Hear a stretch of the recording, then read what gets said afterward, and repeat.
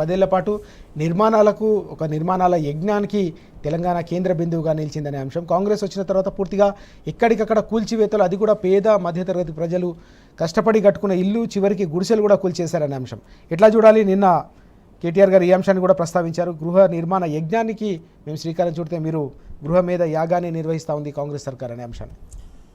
Sir, నిన్న కేటీఆర్ గారు చెప్పింది కొంత అంటే స్పష్టంగా చెప్పారు.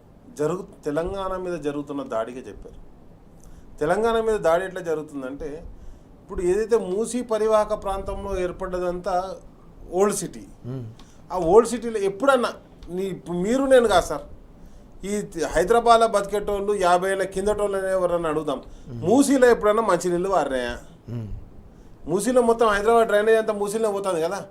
కొత్తగా అయినా మూసీని కడతా అని చెప్పేసి మూసీ చుట్టూ ఇల్లు కూలగొట్టుడు, ఏవైతే చెర్ల పక్క పొండి కట్టుకుని ఎప్పుడో నివాసం ఉన్నటువంటి నువ్వు కూలగొట్టుడు. కానీ నువ్వు నది అంతర్గర్భంలో కడుతున్న మూసీ అంతర్గర్భంలో కడుతున్నదాన్ని ఎక్కడ ఇక్కడ షేక్పేటనాల దగ్గర ఎక్కడ కూడా నువ్వు టచ్ చేస్తలేవు. రియల్ ఎస్టేట్ వాళ్ళు అదేవిధంగా సొంతంగా సీఎం అన్న ఇల్లును ఎక్కడ ముట్టుకోలేను. జరుగుతుంది ఏంటి అంటే, తెలంగాణ మీద ఒక దాడి. ఎంత పెద్ద దాడి జరుగుతుందంటే మనం గమనిస్తలేం. కానీ తెలంగాణ మీద దాడి కేంద్రంలో బీజేపీ పార్టీ నుంచి వెళ్ళి రాష్ట్రంలో ఉన్న కాంగ్రెస్ పార్టీ కూడా రెండు కలిసి చేస్తున్నాయి. ఎందుకు అంటే, తెలంగాణ అస్తిత్వమే కేసీఆర్, తెలంగాణ ప్రజలకు రక్షణనే కేసీఆర్. ఈ రక్షకుని ఖతం చేయాలంటే ఫస్ట్ తెలంగాణ అస్తిత్వం మీద దెబ్బ కొట్టాలి. ఏ విధంగా దెబ్బ కొడుతున్నారంటే సింపుల్ చెప్తాం. మొన్న మోడీ వచ్చిండు. మోడీ వచ్చినప్పుడు ఏడికి పోవాలి? పోతే ఈ రాష్ట్ర ముఖ్యమంత్రి ఇంటికి పోవాలి, లేకపోతే బీజేపీ రామచంద్రరావు ఇంటికి పోవాలి, కిషన్ రెడ్డి ఇంటికి పోవాలి, ఇంకోళ్ళ ఇంటికి పోవాలి, ఓ ఎంపీ ఇంటికి పోవాలి. కానీ పోకుండా ఏడికి పోయిండు? ఆంధ్రప్రదేశ్ ముఖ్యమంత్రిని తెలంగాణలో హైదరాబాద్లో కలిసి, ఆంధ్రప్రదేశ్ ఉప ముఖ్యమంత్రిని తెలంగాణలో కలిసి. అసలు ఆంధ్రప్రదేశ్ ముఖ్యమంత్రి అని చెప్పినప్పుడు, ఆంధ్రప్రదేశ్ ఉప ముఖ్యమంత్రి అని చెప్పినప్పుడు నువ్వు ప్రధానమంత్రి వచ్చి మహారాష్ట్ర ఎట్లా కలుతావా?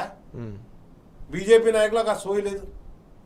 అండ్ నెక్స్ట్ వచ్చేసి ఇక్కడ ఉన్నటువంటి ప్రధానమంత్రి కూడా సోయి లేదు. వాళ్ళు కూడా శరణ్ తప్పి ఈడ మా ఇంటికి రా అని చెప్పేసి వీడు ఉంటున్నావు కరెక్టే, కానీ నువ్వు ఆడెందుకు ఉంటలేవు? నీ రాష్ట్రంలో నువ్వు ఎందుకు ఉంటలేవు? మా ఊర్లో వచ్చేందుకు ఉంటావు అని చెప్పేసి ప్రశ్నించడం బంద్ చేసినాం. గతంలో లేకుండా కల్చర్ ఈరోజు ఏంది? నీ ఇల్లు ఉంటున్నది అద్దంటలే. నువ్వు ఏంటన్నా దేశం మొత్తం ప్రపంచం మొత్తం ఇల్లు కట్టుకో, కానీ ఒక దేశ ప్రధాని పక్క రాష్ట్ర ముఖ్యమంత్రిని ఈ రాష్ట్రంలో వచ్చి కలుసుడైంది. ఇదొక అంశం అయితే, ఇంకో అంశం ఏంది? తెలంగాణ వర్గాల తెలంగాణ బాధల యొక్క విగ్రహాలు కాదు ఈరోజు ఆవిష్కరణ జరిగేటి.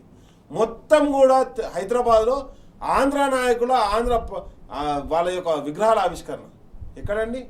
రోషయ్య విగ్రహాన్ని ఆవిష్కరిస్తారు, అదేవిధంగా ఎస్పీ బాలసుబ్రహ్మణ్యం విగ్రహాన్ని ఆవిష్కరిస్తారు, ఎక్కడికక్కడ ఎన్టీ రామారావు గారి విగ్రహాలు ఆవిష్కరించండి, మేము వద్దంటాం. కానీ నువ్వు తెలంగాణ జెండా గద్దెలు కూలగొట్టాలని పిలిపించినావు అంటే, ఈ మూసీ విధ్వంసం కావచ్చు, లేకపోతే ఈ హైడ్రా కావచ్చు, ఈ లఘుచర్ల కావచ్చు, తెలంగాణ విధ్వంసాన్ని ప్రోత్సహిస్తుంది, తెలంగాణ అస్తిత్వాన్ని దెబ్బతీస్తుంది. తెలంగాణ మీద జరుగుతున్నటువంటి దాడి కేటీఆర్ గారు అదే చెప్పారు నిన్న. తెలంగాణ మీద ఏ విధంగా దాడి జరుగుతుంది, తెలంగాణ అంటే తెలంగాణ అనేటువంటి ఒక మొత్తాన్ని కూడా నిన్న మహానాడులో ఏం జరుగుతుంది? అసలు తెలంగాణ అనే పదం లేదట. అంటే బాబు, ఆంధ్ర అనే పదం ఎక్కడ ఉందో చూపెట్టి నాకు. నేనేమంటా, నీకు నువ్వు రాసుకున్నది కాదు, త్రిలింగ దేశం అని చెప్పేసి ఈ రాష్ట్రానికి పేరున్నది. మరి నువ్వేవాడు? అసలు ఆంధ్రప్రదేశ్ మహానాడులో, తెలుగుదేశం మహానాడులో ఇక్కడ అడ్రస్ లేనటువంటి పార్టీ గురించి నా తెలంగాణను తిట్టే హక్కు ఎవరిచ్చింది నీకు? ఇక్కడ ఉన్నటువంటి ఏ నాయకుడు ప్రశ్నిస్తలేడే?